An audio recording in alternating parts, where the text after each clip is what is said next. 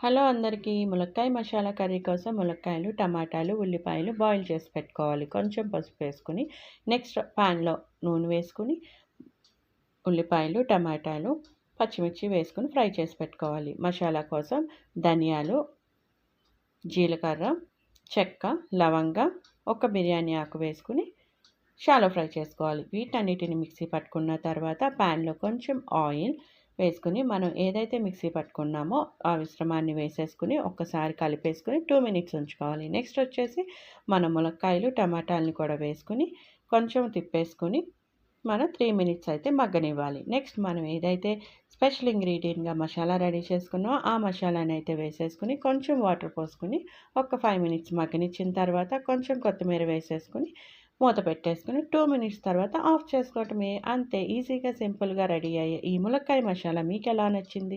మీకెలా నచ్చిందా లేదా?